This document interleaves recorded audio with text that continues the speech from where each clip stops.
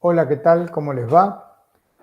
Un gusto estar acá con ustedes para compartir ahora conocimientos sobre leishmaniasis tegumentaria, que es el tema que me toca abordar. Yo soy el doctor Tomás Orduna, médico infectólogo tropicalista, jefe del Servicio de Patologías Regionales y Medicina Tropical, el SEMPRA-MT, como lo llamamos, del Hospital Muniz de la Ciudad de Buenos Aires.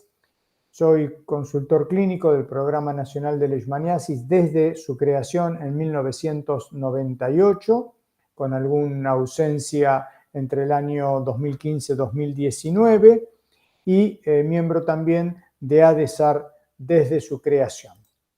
Cuando hablamos de leishmaniasis, en realidad tenemos que utilizar el plural. Hablamos de las leishmaniasis, porque son en realidad un conjunto de enfermedades zoonóticas producidas por diferentes especies de parásitos del género Leishmania y transmitidas por insectos vectores hematófagos llamados genéricamente flebótomos. Y hablamos de un conjunto de enfermedades como las leishmaniasis justamente porque hay diferentes especies de protozoarios dentro del género Leishmania y también hay diferentes expresiones clínicas a partir del tipo de especie que me esté infectando en el momento en el cual yo adquiero la infección, valga la redundancia, y después se expresará de diferentes modos. Cuando hacemos una clasificación con respecto a las especies, podemos dividirla en principio de acuerdo a las dos grandes presentaciones clínicas, leishmaniasis tegumentarias, leishmaniasis visceral, llamada en hindi Kala-Azar, que quiere decir fiebre negra, y así es conocida en muchos lugares del mundo.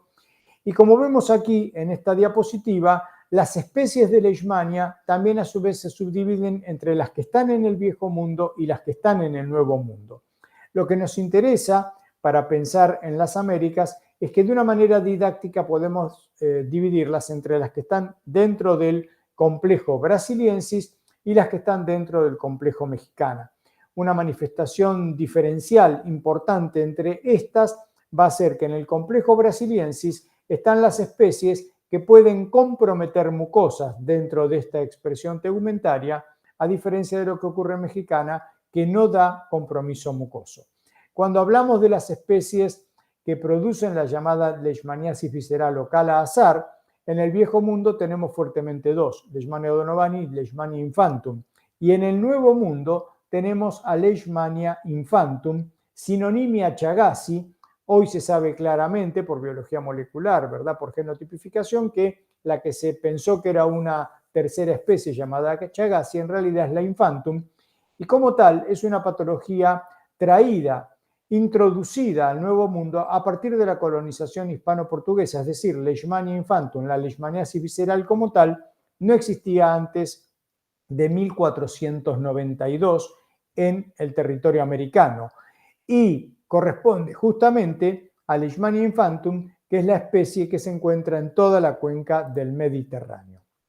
Entonces, cuando hablamos de complejo brasiliensis, la posibilidad de expresión cutánea o mucosa, y cuando hablamos del complejo mexicana, leishmaniasis cutánea. Y a su vez vemos que hay diferentes especies dentro de Leishmania brasiliensis, del complejo, como la guyanensis, la propia brasiliensis, Leinsoni, Joffy, panamensis peruviana, y dentro del complejo mexicana también, por ejemplo, mexicana, amazonensis, pifanoi, y a su vez entonces cuando pensamos en leishmaniasis mucosa, fuertemente asociadas con especies del complejo brasiliensis, fuertemente a la cabeza la propia Leishmania brasiliensis y la panamensis. Y lo que vemos aquí en esa representación, una cerámica preincaica denominadas huacos en el Perú, tiene que ver con manifestaciones clínicas propias de lo que vemos hoy, lamentablemente, en la actualidad también,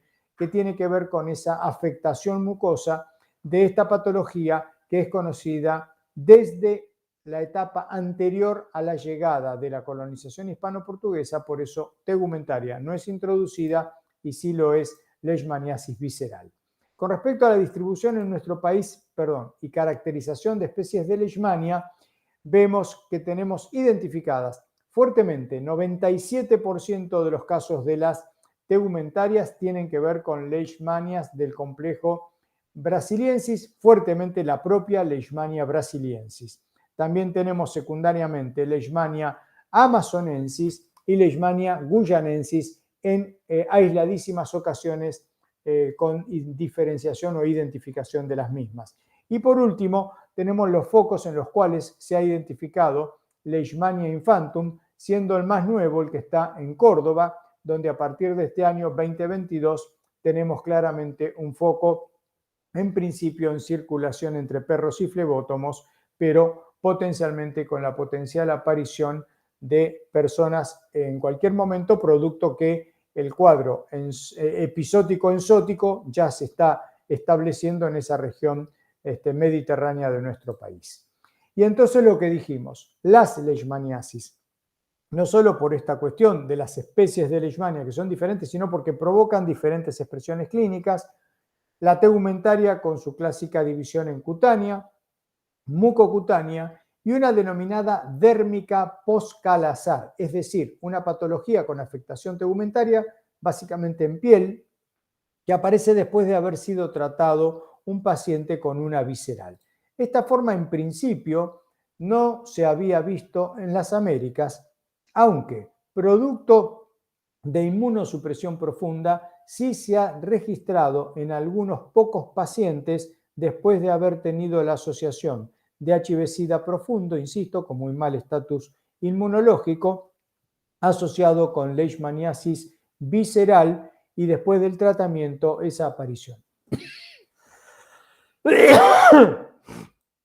No se puede. No se puede.